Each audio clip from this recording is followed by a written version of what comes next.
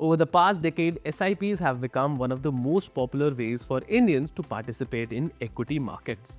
As more people began their investment journeys through SIPs, the questions have also evolved.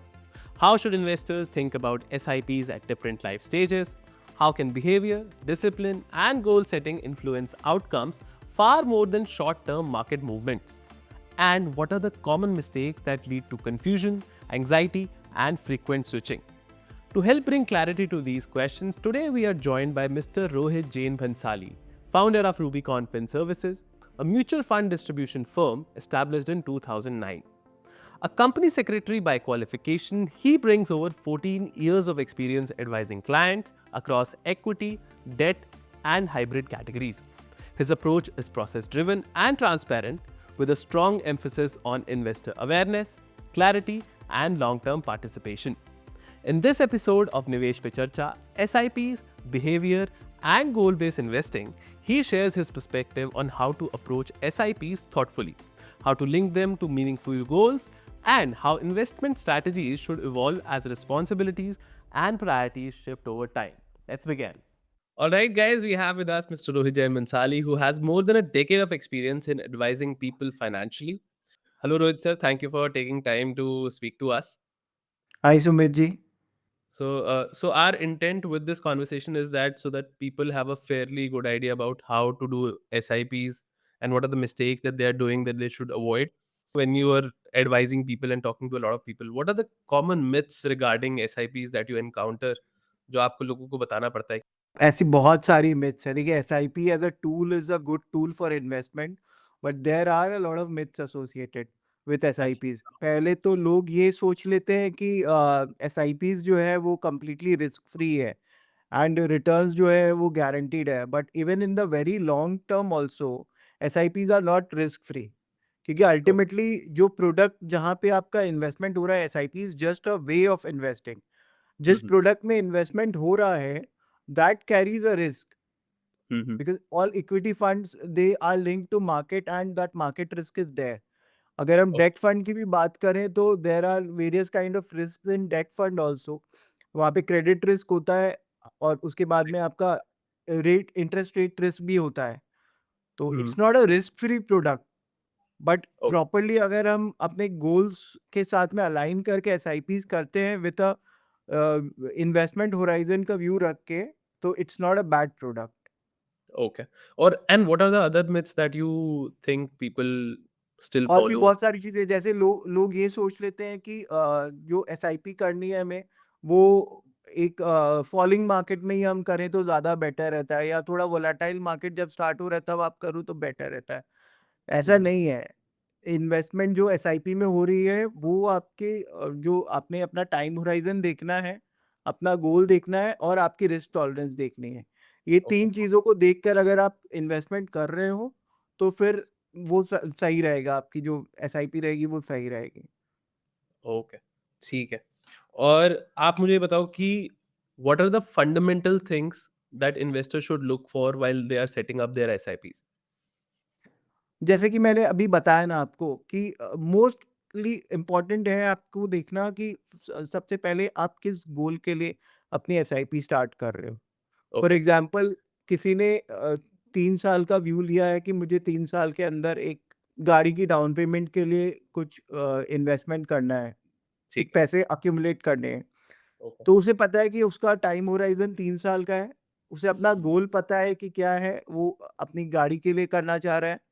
Correct. और उसे अपना risk tolerance भी पता रहना चाहिए कि कितना रिस्क वो ले सकता है। तो ये 3 चीज़ें अगर एक इन्वेस्टर ने जान ली अपने बारे में, तो वो करेक्ट तरीके से कर सकता है। और ये रिस्क मैं कितना रिस्क ले सकता हूँ? क्या ये कोई किसी किताब में पढ़ने की चीज़ है? या ये मुझे बैठ के सोचना है और क क्या-क्या फैक्टर्स को कंसीडर करना होगा? इस सब के बारे में कैसे पता लगता है? आप कितनी रिस्क ले सकते हो, ये डिपेंड करता है अगेन, आपने किस हिसाब से अपना जो इमरजेंसी फंड्स के लिए आप कैसे प्रिपेयर्ड हो, आपकी ओके, इमरजेंसीज़ के लिए आप किस तरीके से प्रिपेयर्ड हो, बाकी आपके जो गोल्स हैं उनके लिए आप कैसे प्रिपेयर्ड हो, और ठीक। आपका जो कैश फ्लो स्टेटस है वो क्या है।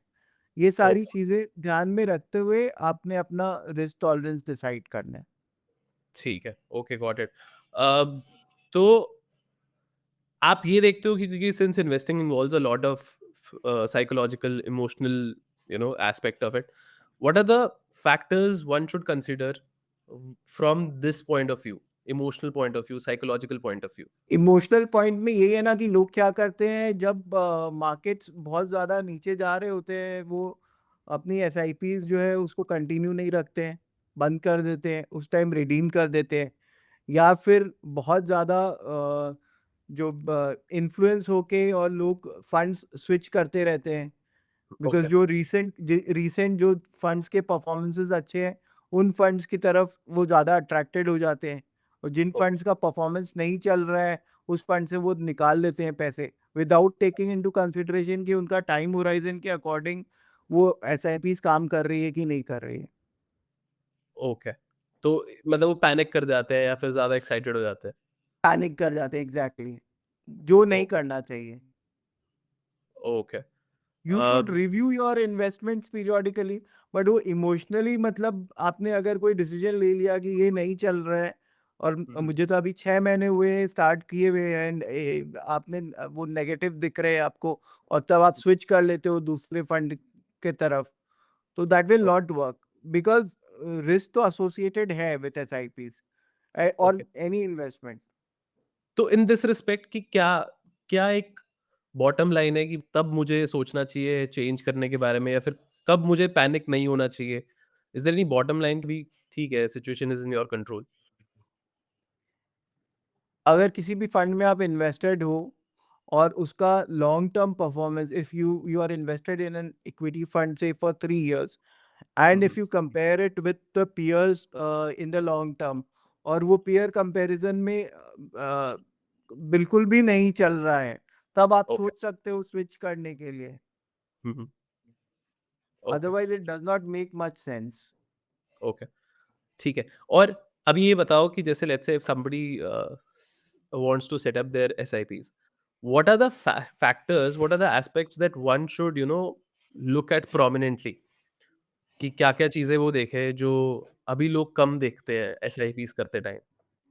प्रॉब्लम अभी क्या हो रही है कि सारे इन्वेस्टर्स सिर्फ रिटर्न्स पे फोकस कर रहे हैं, अच्छा, पास्ट परफॉर्मेंसेस और रिटर्न्स देख के उसके अकॉर्डिंग सेटअप कर ले रहे हैं।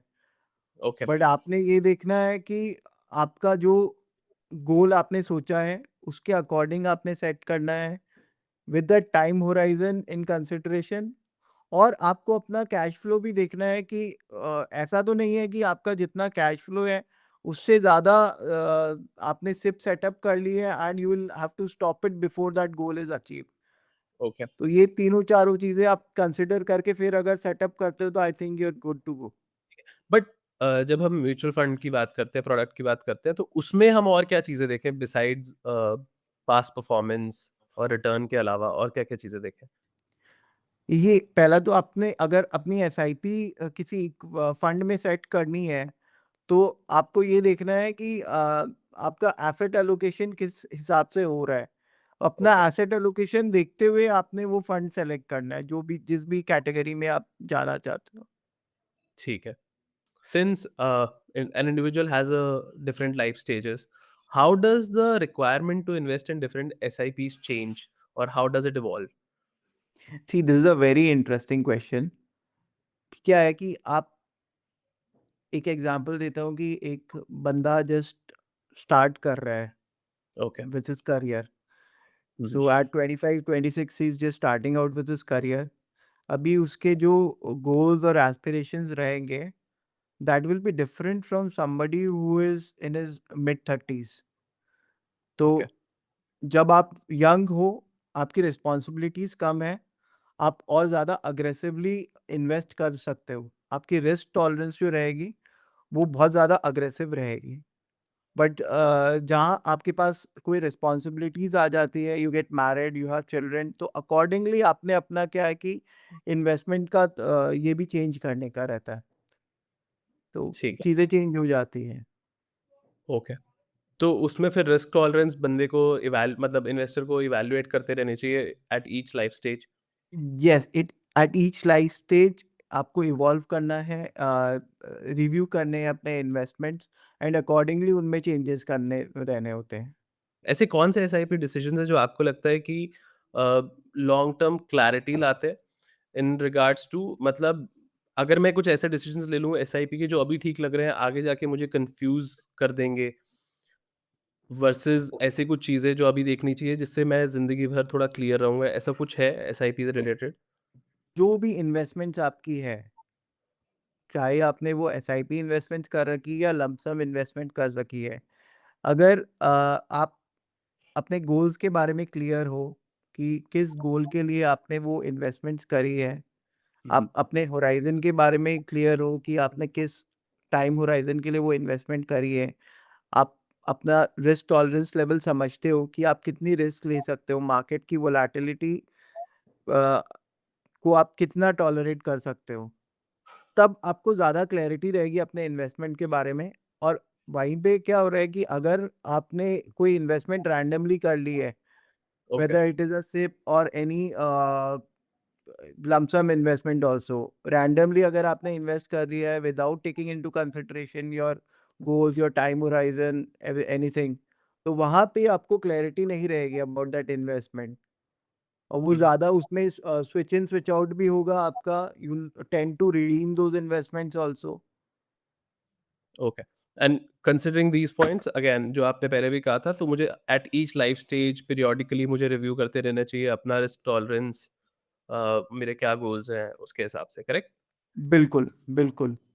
तो ये बहुत इम्पोर्टेंट है कि आप अब अपने हर स्टेज पे आप अपना जो गोल्स है उनको रिव्यू करते रहो और अकॉर्डिंगली अपने इन्वेस्टमेंट्स को आप चेंज करते रहो।